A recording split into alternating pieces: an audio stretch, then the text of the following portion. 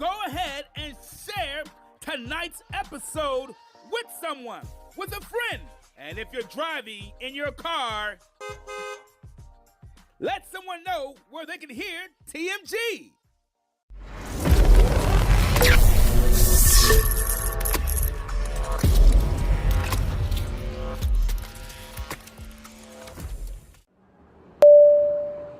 It's time to get on board.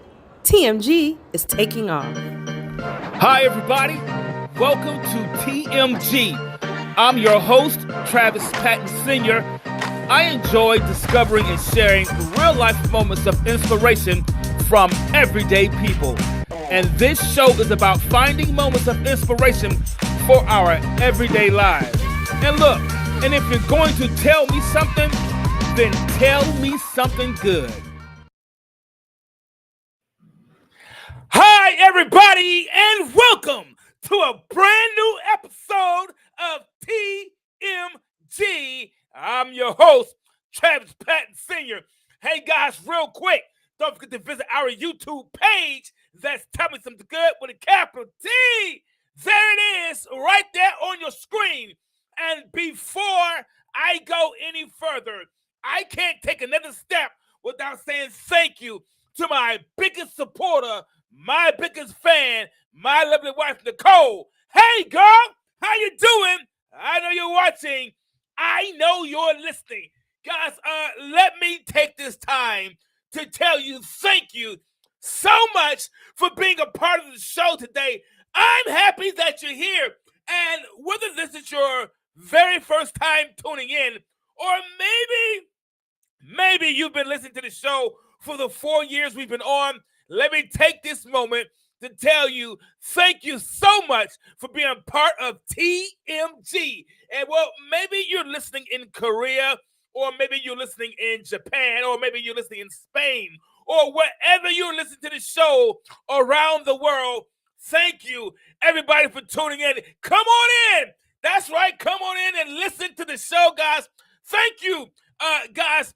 I'm excited to be here today, and we have a guest today, guys, that's going to shed some light on some wonderful things. And this is the episode that you did not ever want to miss. This is it. It's going to be good. Guys, before we get started, there's a few things I want to take care of. Now, everybody knows that this show is all about finding moments of inspiration in our everyday lives, like with you and with me.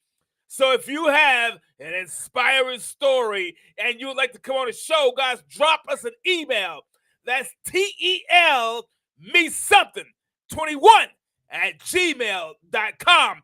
And tell me, Travis, man, I know someone that has an inspiring story or an interesting story, and it would be a great guest on your show. But I didn't want to come on the show, man. I'm a little camera shy. That's okay. You can still drop us an email at TELme21@gmail.com. And you can even remain anonymous if you like. Guys, listen, I have a couple of affiliate sponsors. I'm going to play their information. Once we do, we're going to come back and we're going to dive into the show. Don't go away. We coming right back. Walmart is a proud associate sponsor of TMG Tell Me Something Good podcast. Please use the special link bit.ly/Tell Me Something Good and visit our sponsor. Remember, I may earn a commission when you buy through this link. Mint Mobile. Sign up and find the cellular plan that's right for you. Use the special link bit.ly/Tell Me Something Mint and visit our sponsor. Remember, I may earn a commission when you buy through this link. There it is, guys. Please use the special information that will be in the chat. Visit one of our sponsors, guys. Take advantage of some good stuff that's going on. Guys, I know you have been waiting on pins and needles for what we're going to talk about today. And I have been too, guys. Guys, if you have not caught today's topic is, guys, we're going to talk about is Unmasked, Beyond Temptation. navigating porn addiction.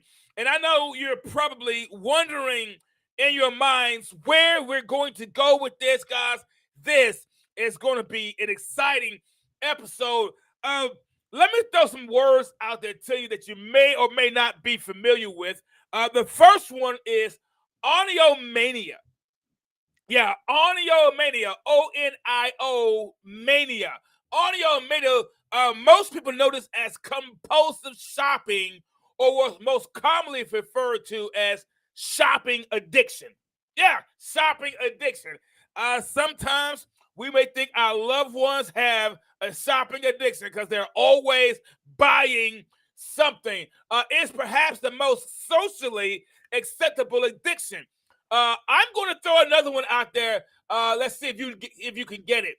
AUD, the letters AUD, alcohol use disorder.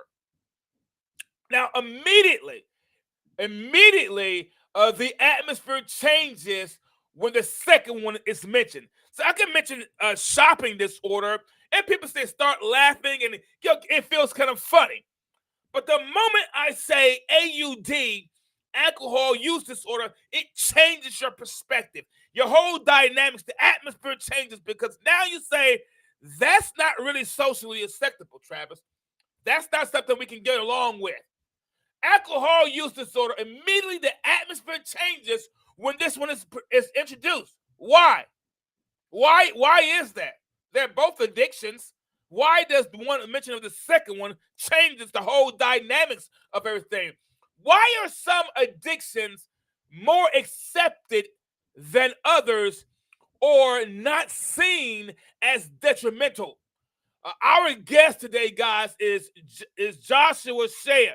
Listen, he is a former porn addict and now author on the subject and an expert on the subject. He speaks everywhere, helping everyone to break free from the grips of porn addiction and unmask the myths behind it. Guys, do me a favor, if you will. I want to give our guest a huge TMG welcome, guys, for Joshua Shea. Joshua, man, how you doing, man? Thank you very much for having me today, Travis. I appreciate it very, very, very, very, very, very much. I love his energy. Come on, guys. I love his energy. Listen, you already know, man. Thank you so much for being here today. I'm excited to have you here. And speaking on the subject that we're talking about, Joshua, because we got to dive in, man, and find out why this is something that seems to go under the radar and no one seems to pay a whole lot of attention to it. We could talk about shopping addiction all day and people are smiling and laughing. They'll make jokes about it on sitcoms. But the moment you mention something a little bit seems more serious, like AUD, then people say, "Oh yeah, that's terrible. Get that person some help. Get them some counseling. Get them some resources."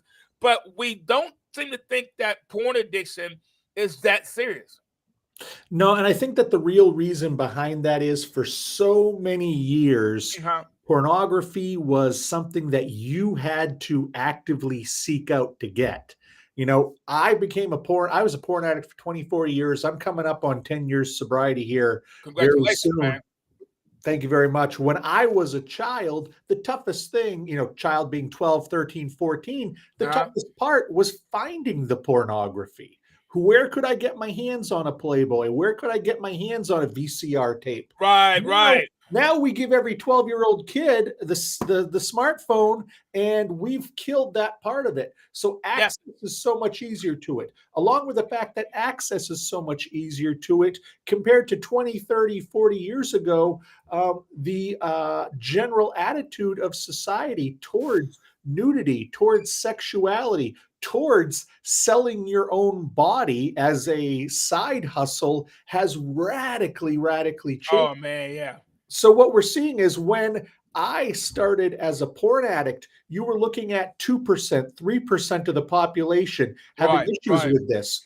depending on what study you look at now, it's anywhere from 12 to 18% of the population, women included, who are suffering with this addiction because it's so easy to now access pornography. It's so easy to access hardcore pornography. Come on. It's so easy to access it in the privacy of your own home where you don't have to worry about anybody else finding out about it, that we're starting to see people who do have tendencies towards addiction. Well, gee, you had one of the best introductions that I've ever heard on one of these shows where talking about addiction is addiction is addiction is addiction. Whether it's alcohol, gambling, shopping, food, sex, porn, video games, whatever it is, it's not that people are addicted to going to Walmart. It's not that people are addicted to chocolate cake. It's that people are addicted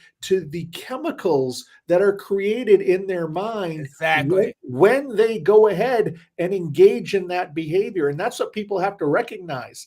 I and those other porn addicts out there, it's not that we like breasts more than any the other guy. It's not that, the naked people on earth are extra special to us. It's that we have found a way, we have found a coping tool, and this is usually done in early adolescence. We have found a coping tool that allows us to deal with anxiety, that allows us to deal with stress, that allows us to get through another day. And you may discover alcohol does that for you. Someone else may discover shopping does that for them.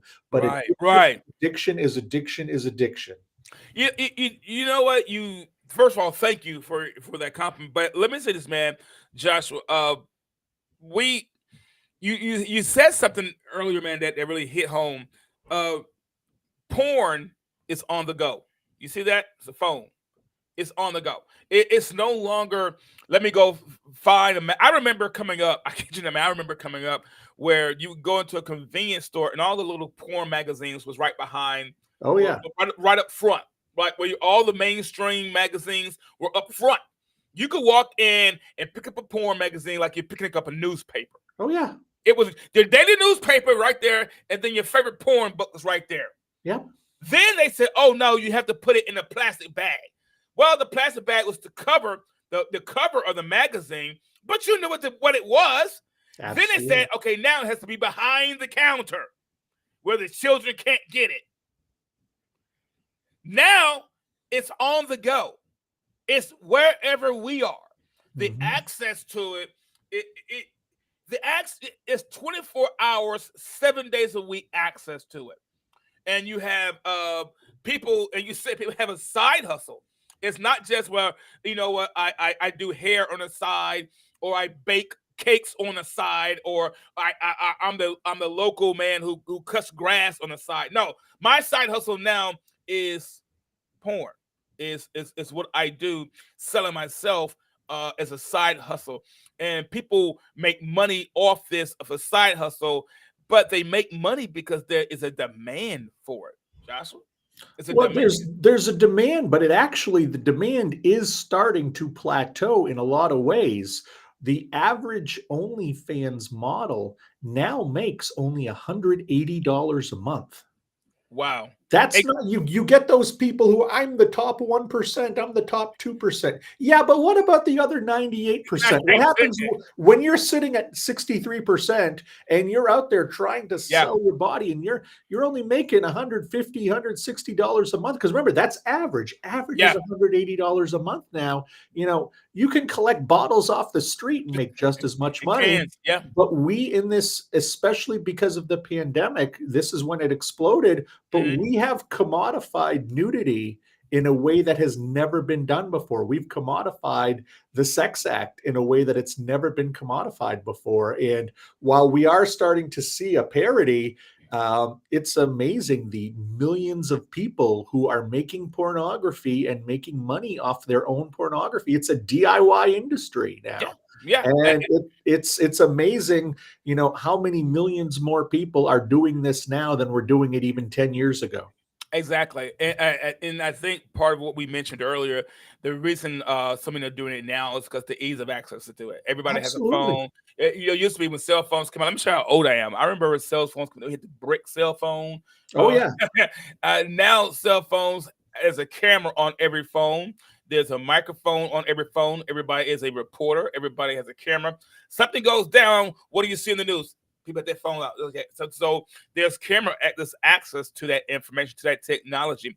It is out there. You so for 24 years, you had this addiction. 10 years sober. Congratulations. I'll say that because it's no difference than any addiction. Addiction is addiction. Is addiction. It is the chemical high that we're seeking. No matter what you're addicted to, it's what's going on up here. And it's a coping mechanism, no different than smoking, no different than anything that a person does. So for 24 years, how did this kind of begin? How did this begin to kind of affect your day to day decisions in life? For 24 years, imagine somebody smoking, drinking, or whatever it is. How did this begin to affect your everyday or your day to day decisions in life? Well, it's important to point out, I was also an alcoholic. I did have AUD as well. I was an alcoholic for 22 years. I started Mhm. with porn at 12. I started with alcohol at 14. And basically, I think I lived a giant life of fear. Everything in my life, I was scared to death to live. Now I did, and a lot of people would look at my life and say I was an overachiever. I was somebody who was a journalist for many, many years. I got into the business end of publishing. At one point, I actually owned a publishing company that created 3 magazines. I was the founder of a film festival here in northern New England. I was also on my local city council. By looking on the outside, you would say that everything was fine with me. You would have said that I was doing very well. But really, what I was doing with those activities, because I think I was a workaholic as well, and with the alcohol, with the pornography, I was running from who I really was. The toughest part of the day for me was not being in meetings with very important people, was not, when I was, having to deal with the business world and talking about hundreds of thousands and millions of dollars moving around. Right, right. None of that it was when I was by myself at the Mm, end of the day, when it was just Joshua Shea sitting on the couch by himself. Wife is in bed, kids are already asleep. There's no more networking events. There's no more right, meetings. There's right. no more putting on this act of Mr. Community, that I've got to sit there by myself with myself. And that was Mm. always the most uncomfortable thing in the world. That's when I would really get into the alcohol. That's when I'd really get into the pornography, because essentially I lived my life running scared. I had so much anxiety. I had so much fear. I Mm. had so much self loathing that I had to find some way out of it. And those chemicals were the way out of it. Man, Josh, man, let me tell you something, Josh. You're hitting on so many wonderful points, and a lot of us, a lot of times, some of us, many of us, we just that being alone by yourself, having to face yourself and face your own true reality, face who we really are, can be tough. We can put on a good face for everybody. We can put on a good face for our boss. We can put on a good face for our family, friends, everybody. But that moment when you are by yourself, when you're by yourself and no one knows you like you know you. You could be whoever you want in front of everybody else. But before the show started, guys, I had a hoodie on. And I told Josh, I said, Josh, I'm gonna pull this hoodie off.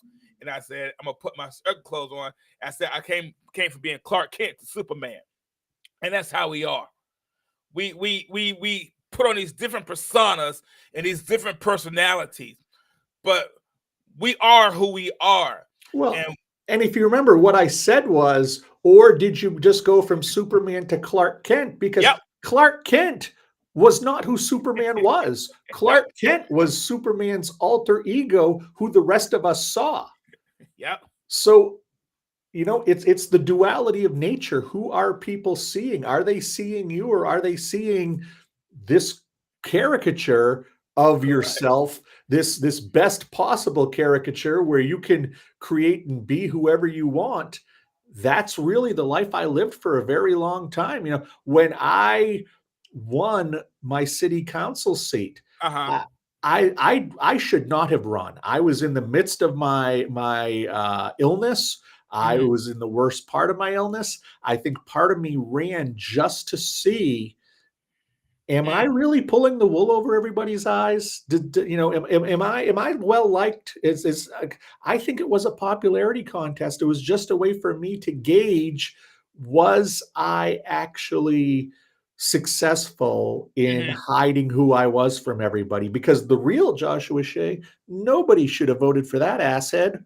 Nobody should have voted for him. Yet I ran away with it. I ended up in first place, ended up elected easily. And it was a way of going, okay, here, okay, my manipulation, my skills of, illusion. Hey, look over here while I'm over here. Why not do this? Yeah. That was all very big time. And that's a big part of addiction, is the manipulation of others. And we talk about gaslighting. Yeah. The number one person who gets gaslighted in addiction is yourself. Yeah, exactly. I heard you say something earlier that that's very important. You said when you were alone, there were times you really did not just like yourself, but you didn't really see yourself in the very most positive light. And a lot of times when people don't understand, those who are on it with addiction, that's when the first thing is their self-worth, their self-value. It's not that they want to, it's not that they want what they're going after, but it's what's going on here, the chemicals, what's going on in their head that says this is going to make you feel good about yourself. This is going to satisfy you right now, and regardless of the consequences. And that's what gets people to understand, well, why don't you just think about that at first? That's not what's on anyone's mind. That's not what's on their mind, because what's happening, what's triggering here is, I don't like who I am here. And because I can't deal with who I am here, this satisfies that. Exactly.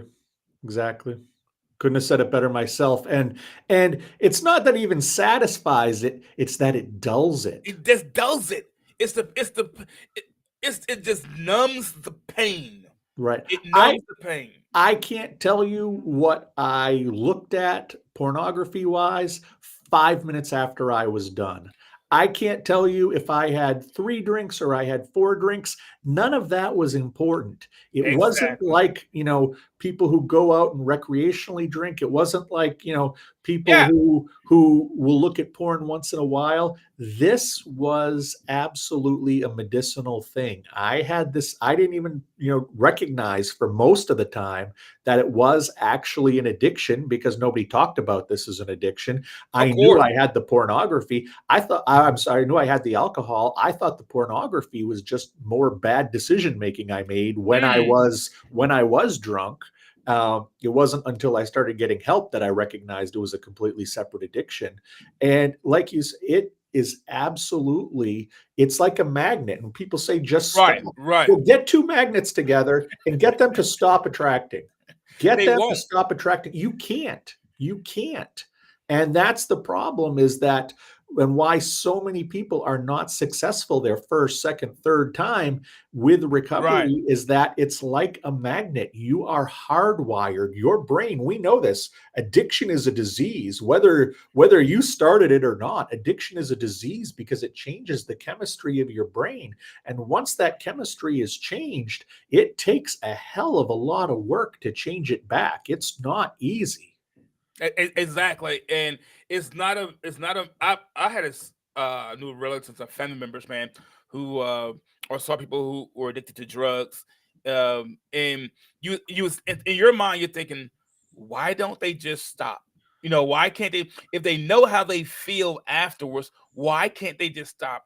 It's because of what you just said. When you begin a behavior, and what I've learned is this. A habit is just a behavior. And when you begin a behavior, you have now wired your brain. We've now wired our brains to continue that behavior because our brain wants to make things easier for us. It's designed that way. So when we begin a behavior, our brain says, "Oh, you like that." So I'll create new paths in your mind so that you can always do that. You can always enjoy that. Now it's wired. Now it is wired. And so now when we try to stop, our brain goes, wait a minute. I'm already wired for this. You're trying to unwire me. That wiring is in. It's deep embedded. It's like a wiring in a home. It is wired in us really good. And we have to break and interrupt that wiring in order to stop the behavior. We talk about a behavior, but it's the wiring. So when we do that behavior, we create new wiring. Whatever it is you're doing, whether you're sewing, you're cutting grass, washing your car, whatever it is you're doing, we create that wiring, and it's tough to stop the action unless we address the wiring. Exactly. And that's why as a coach these days, that's, like people, how quickly can I get through this? How quickly can I get Right, over this? right. It's like this took you a very long time To build to it. get to here. It's going to take some time to undo it. It probably won't take as much time. I liken it to, setting up a stage for a show, building the stage, getting the lights, getting the wire. That all takes a Right. long time. Breakdown does not take as much time when you break down after a But show. when you got to put it But together, you still have to take the time. You still have to do the correct process. that's You right. still have to pack things away. You have to do things the right way. And it's not something that is overnight to be able. Thankfully, the brain has this neuroplasticity, which allows us to, change the way things are, but it doesn't happen overnight. It takes some time, and it takes a lot of dedication. It takes time. So here you are. You're on your city council. You on your city council. Things on an uprise. Looks like everything's going great for you. How did it impact your career when you were, publishing books and city council? And were there times you felt trapped or ashamed to talk to anyone? Oh, absolutely. Absolutely. I think most people had an idea that I had an issue with alcohol. That's hard. That's hard to hide. I would drink during the day quite often.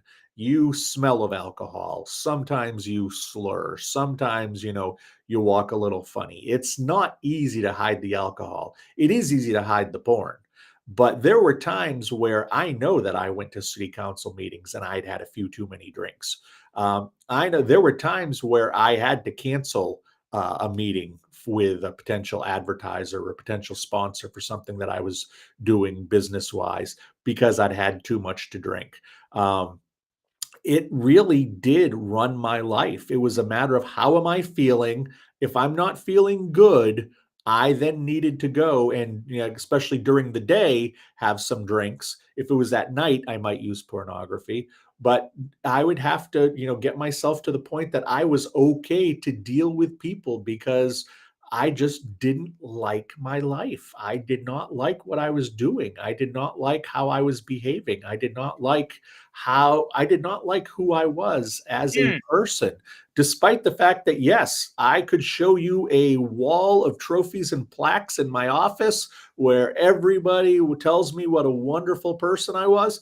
I didn't have those trophies and plaques up in my office to impress you when you walked in. I had them there to remind me that I was somebody okay. Wow. That I was somebody good, that at least all of these other people like me. If I don't like me, at least all these other people do. That's why I had the trophies. That's why I had the awards and the certificates up in my office, was to remind myself that I wasn't a piece of dirt. But I got through every day, put on my little happy face, put on my, hey, I'm a publisher, I'm a city councilor. Right. I'm a community leader. Let's keep going. Everything's great. Right. Yeah, let's keep fine. the party going. And I know, and the funny thing is, on paper, I did a lot of wonderful stuff. On paper, I did a lot of very altruistic stuff. But when you got to the core, I wasn't behaving the way I was because it was the right thing for the community or I was doing good. it was just a matter of survival. And that's how I knew how to survive. And I was able to carve out this little niche where, in essence, I was able to get thousands and thousands of people to enable me because they just kept telling me how wonderful I was, even though inside I was rotting from the inside out. Wow. Yeah, I keep hearing a lot, man, Josh, about a lot of it has to do with our value and how we see ourselves. A lot of times we surround ourselves with people who are enablers, and a lot of things they can be secret enablers. They don't know they're enabling us. Right. When you got elected to city council, thousands of people voted for you, and we have thousands of people cheering for us and patting us on the back. And inside, we can be rotting. We can have a lot of things going on inside of us that we aren't addressing, haven't addressed, don't talk about. You say, "Yeah, man, I was ashamed to talk about it because talking about it was not really you talking about the issue. It means we had to face ourselves as people. We have to look ourselves in the mirror and say, I don't like what I see. I don't like who you are." And there was a time in my life, Josh, man, I really did not like me. I did not like, man. And people say, Travis, there's no way in the world you could not like yourself. You're so energetic. You're so positive. There was a time in my life I really did not like myself, Joshua. I mean, really did not like myself. And poor decision, bad decisions, everything all came. I told my wife this one time we was talking. I said, I can trace back all the bad decisions I made came from how I value myself. How we value ourselves plays a huge part in the type of decisions that we make. How we see ourselves plays a huge part in the decisions that we make. So a lot of times we see people who are addicted to porn or has a lot to do with who they see themselves as. I'm not talking about casual watchers. I'm talking about it's an everyday addiction, just like AUD or anything else. And I gotta say this, man. I gotta ask you this question: Who am I really hurting anyhow as an addict? You know, it's just me, man. Why is that such a big problem? You know, why is it a problem that I'm an addict? This is my home. I can do what I want to. This is my cell phone, my tablet, my laptop. Who am I really hurting as an addict? Well, I mean, you're hurting your family. You're hurting your friends. You're creating an environment where people who care for you are watching you spiral and watching it get worse and worse.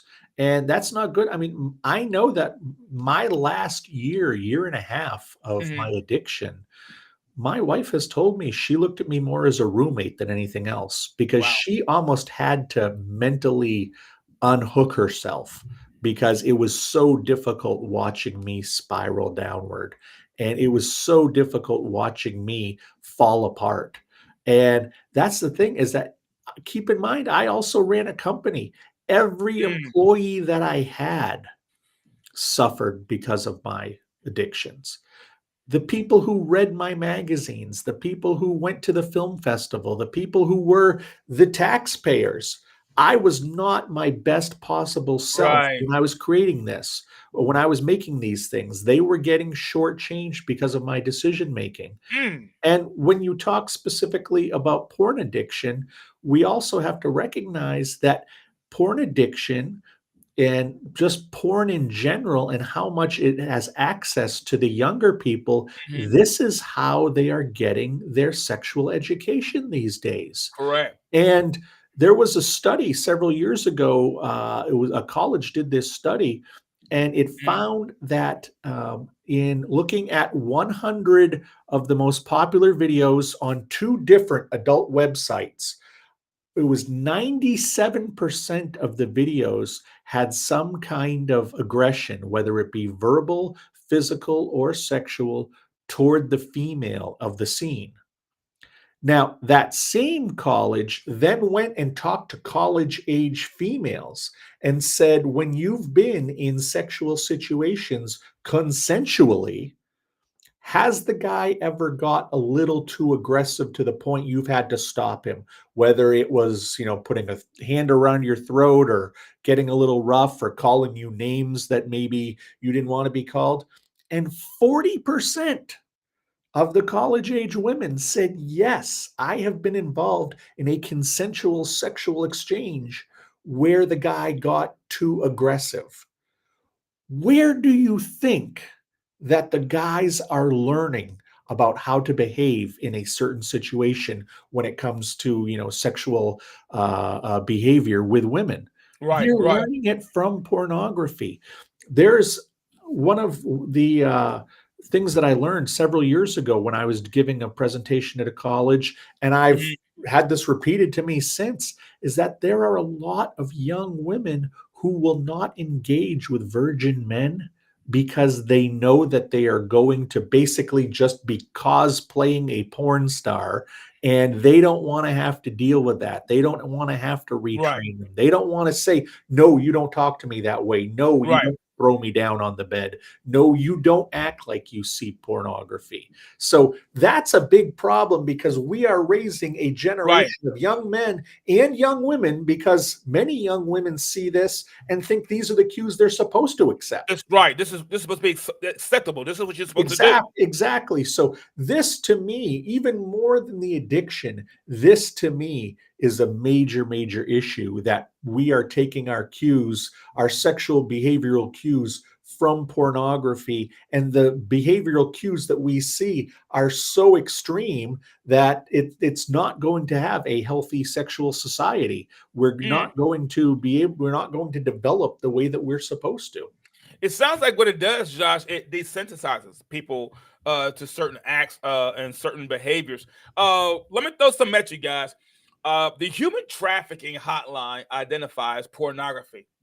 They've identified 939 cases. This is what they've identified. I'm sure there's more. As the top ranked industry for sex trafficking. Viewers of pornography help to create the demand for sex trafficking, and sex trafficking provides supply for pornography. So there's cases they've identified. I'm sure there's more cases that they have not identified, have not come forth with.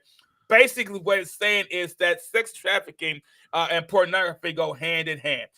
There's no way around it because there's a demand for it, and because, like any business, which has now become a business, you have that supply and that demand, and of course the demand for pornography, and you stop seeing people as humans. We stop dehumanizing people. When we start dehumanizing people, we start seeing them as objects and commodities to be traded and to be sold at whim, at ease. Earlier, man, we drew a comparison between two types of addictions. Porn addiction is well hidden. It's kind of well be hidden behind a mask of secrecy. Shh, don't tell nobody. Shh, don't talk about it. You don't talk about that. You don't say the porn word out in public. Shh, there's no way you could be addicted to porn. It's a hush kind of a thing. Well, if that's an addiction, that's the one I want. If that's it, if that's the worst you got, bring it on. And that's what we see it as. And when we talk about porn in our culture and on television, it's a ha ha until it becomes a problem. It's a laughing matter until it makes somebody that we care about start crying. The porn addiction is well hidden behind this kind of massive hush and secrecy and shame, but it's growing while being overlooked. Isn't this just kind of somebody might say, isn't this just a personal problem? This is just somebody's personal thing. Isn't that kind of a personal thing? Yeah, absolutely. It's a personal thing. But when so many persons are having these issues, it's time to talk about why this is sweeping across America. We're sweeping pornography addiction under the bed right now.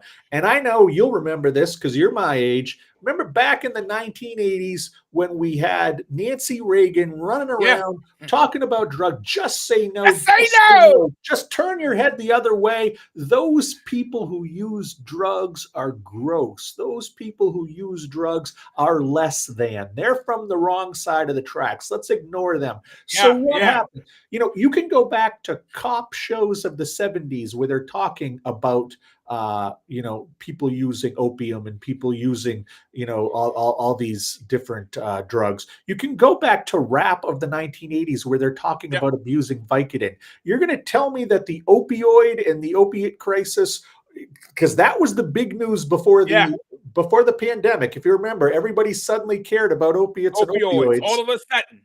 All of a sudden, despite the fact that we knew this was a problem for 30 years prior. It's just that it finally hit mainstream America. It finally hit white collar America. It finally made its way across the bad side of the tracks. And suddenly everybody was caring about it. Well, then the pandemic hit, and opioid and opiates, that's no longer a fad anymore. Still a huge problem, just no longer a fad to care about anymore because we've moved on from other things. We are a reactive society. We are not a proactive society. All of the statistics are there right now to show us that we are due for a sexual reckoning right around the corner if we don't take care of this. But we are not a proactive society. We are a reactive society. Yes, it does have to do with everybody individually, but everybody individually makes up the populace. Right now, you go. How many people look at porn? Well, when it comes to men, the last statistic I saw, and I trust this, 91.5% of men look at pornography at least once a month. Not to say they're addicted, but 91.5% of men look at it at least once a month. At least entertain it. 60.2% of women look at pornography at least once a month. In my practice, I have my female clients doubling in number year after year now as more and more women. Because, hey, you know what? Basically, the equipment's a little different, but the desire is the same. The issues are the same. When I'm coaching, what it all comes down to is, why did you become this person? If you stop using, yes, your brain in time is going to heal. We know this. Correct. That's wonderful. That's almost the easy lifting part of this. The difficult part that I deal with as a coach day after day is, why did you end up this way? And that's what I had to go through. I went through 2 different rehabs, one for my alcohol, one for the porn. And that's what I learned there. What trauma happened? What is your story? What is the story that you started to tell yourself? What coping mechanisms did you not develop? Why did you end up the way you are? And you know what? People will look at you as a porn addict and pervert, and you're label you, call you all kinds of things, and all kinds of these things. But it's just, you just happen to find that as your coping mechanism. It could have just as easily been food. It could have just as easily been cocaine. It could have just as easily been something else. It happened to be pornography for you that doesn't reflect upon you negatively as a person. Let me ask you something, guys. Let me say this to you guys real quick. Everybody that's watching this right now, look at me real close. What are you coping with right now? Because all of us as a society we're coping with something. What are you dealing with right now? What are you coping with right now? What's talking to you in your ears? What is it that you're hearing when you're by yourself? Because what we're coping with, how we deal with that, the choices we make with what we're coping with is what everybody else is going to have to deal with. What we don't conquer in private, someone's going to have to deal with in public. Everything that we see on the news is because we couldn't deal with it in private. We couldn't cope with it in private, Josh. We couldn't deal with it in private. So now it's made the 6 o'clock news. Now it's made the 5 o'clock news. Now your wife and your children and your family are dealing with what we could not cope with in private. What are you coping with? I heard you say, Josh, that we had to trace it back to what triggered it, what started, what put us on this path. Because who we are, who that person is there, that addicted person, that's not who they really are. We're not being our best selves. We're not giving society our best. We're not giving our families, our loved ones, our very best, because this addiction is getting the best of me.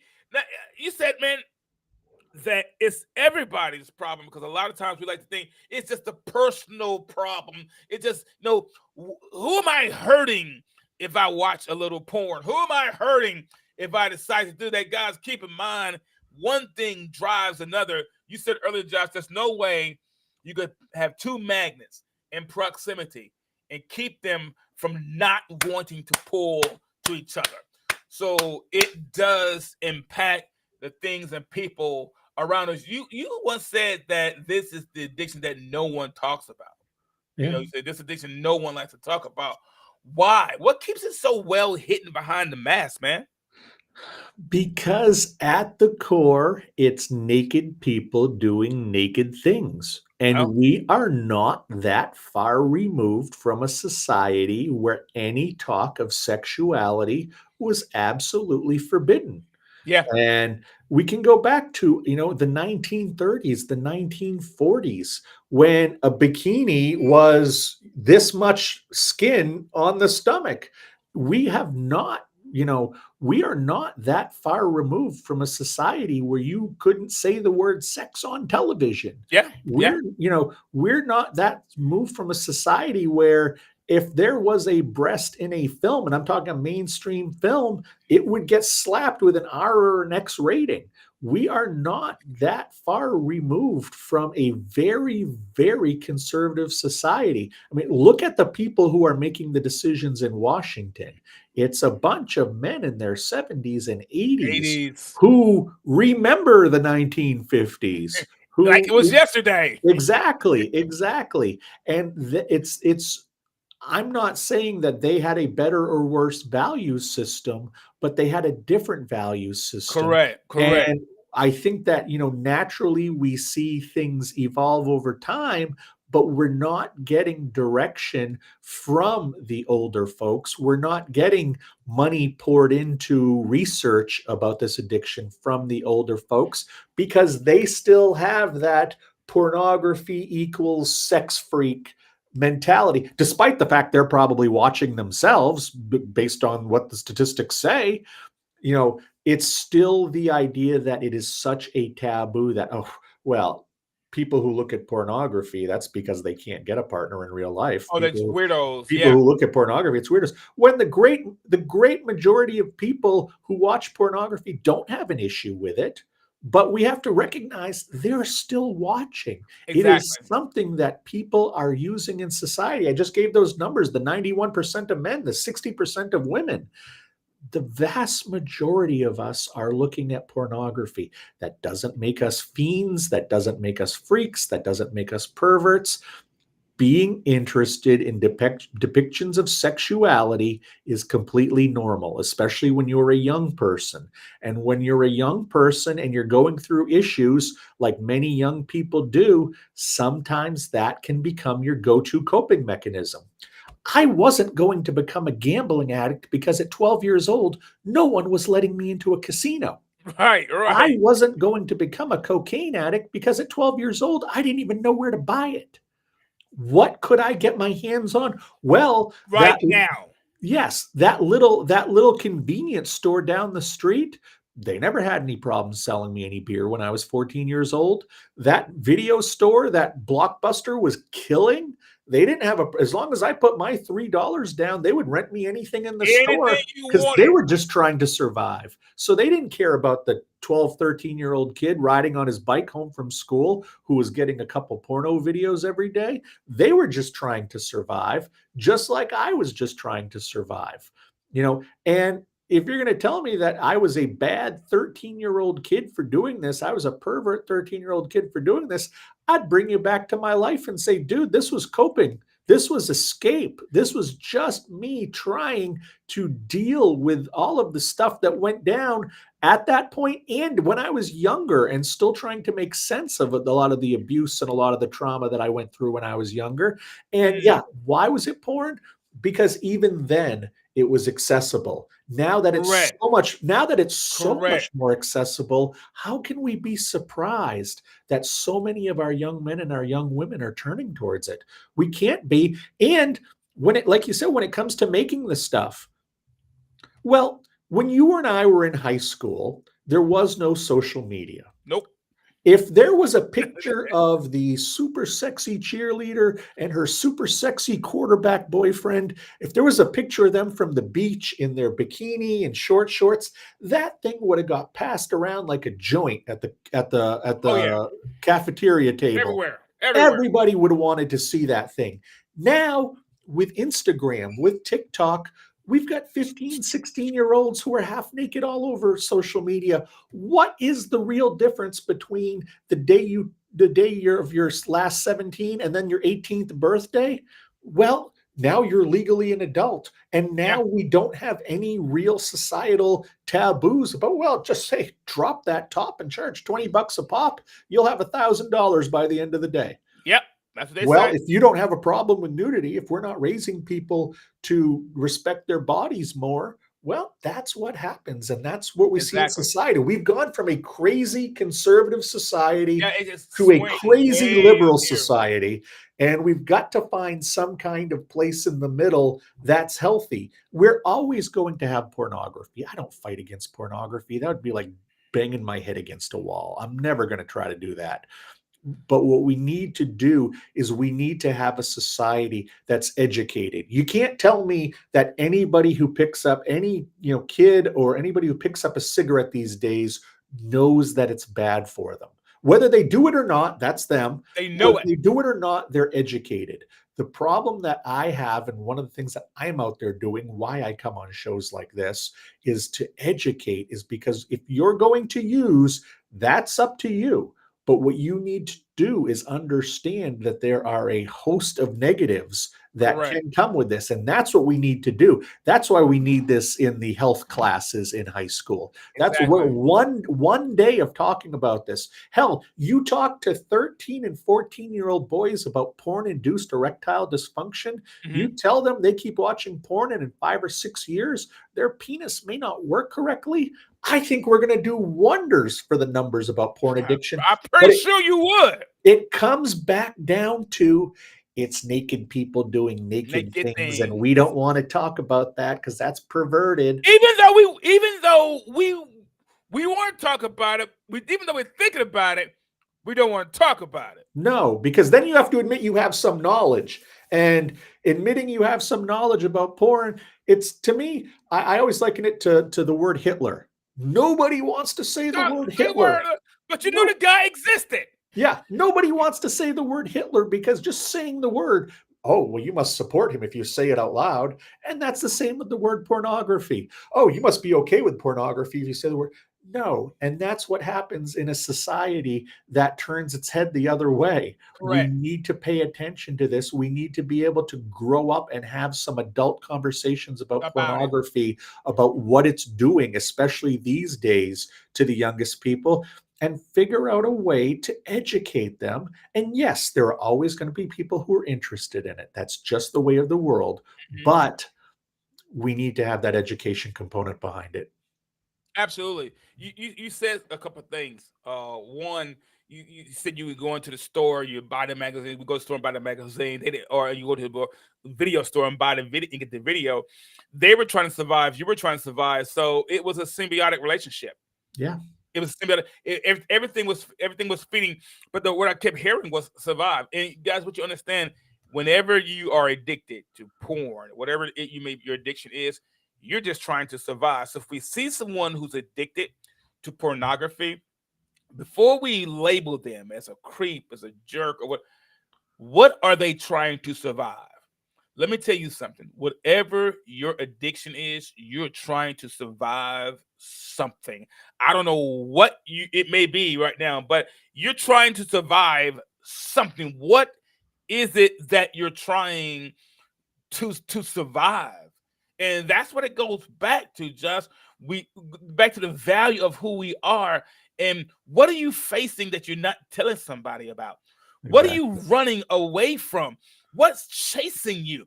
What thought, what feeling, what emotion, what trauma is chasing you? Because in order to get past this thing, Josh, we got to understand what's chasing us. What are we trying to survive? And tell us a little bit about your book that's out. I'm reading this book about porn addiction for a friend. Tell us a bit. I think this is it right here. Yep, that's the book. That's my latest book that's out there. I always said that if I was going to write, this is my fourth book, but it's the first one about porn addiction, dealing it with yourself. And what I tried to do is I tried to create essentially the first one or two sessions that someone would have with me in book form, which is to be able to hear stories from other people, which is able to read the symptoms of pornography addiction and then get some basic techniques to start to combat it. And this book will certainly not be the end all be all for you, but I'm hoping that for a lot of people, it's their first step towards healing. It's their first step towards identifying, yes, I have a problem. It's kind of funny, or ironic, I should say. Probably 1 out of 8 people who come to me in an initial session don't have a porn addiction, and by the end of it, it's like, dude, you are not an addict. I think it's awesome that you're worried about it, but you don't have an actual addiction. Now, those other 7, a lot of them read the book and say, I need to talk to this guy because, gee, I fall into this category. What's next? What am I going to do? The important piece is that you understand you have this issue. You have to accept that you have this issue. You have to recognize that, again, it doesn't make you a bad person. It doesn't make you a weak person. It doesn't make you a weird person. It's just what happened. It's how you developed to this point, and then a matter of what you're going to do moving forward. And there are plenty of different things you can do. You can read books, you can look at YouTube videos, you can go to 12-step groups. There's plenty of other group therapies. There's, going to a therapist or a coach like myself. There's going to rehabs. There's a lot that you can do. And it's just a matter of crafting a recovery journey for yourself that works for you. 12 steps doesn't work for everybody. That's okay. And therapy doesn't work for everybody. That's okay. Reading about it doesn't work for everybody. That's okay. But there are so many ways that you can recover out there that it really is on your shoulders, and you owe it to yourself. I can tell you now, coming up here, as we record this, I'm just a couple weeks away from my 10-year sobriety line. And I can tell you that life is so much better on this side of the fence. Life is spiritually, emotionally, socially, intellectually, everything is so much better on this side of the fence. It was hard. It was difficult work. It was, a heck of a lot of heavy lifting, but I am a better, healthier person than I've ever been. And I just wish that anybody dealing with addiction, whether it's porn or any other kind, find that internal spark, find that internal flame, and then feed it. Just keep feeding it, let it blaze, and use that power, use that energy to escape addiction. Because if I can escape addiction, if I can escape 2 addictions at the same time, not 1, 2. If I can escape 2 addictions at the same time, anybody can. Wow. I heard you say something about using that fire, using that thing to inspire you. What do you use to inspire and encourage yourself to keep your freedom?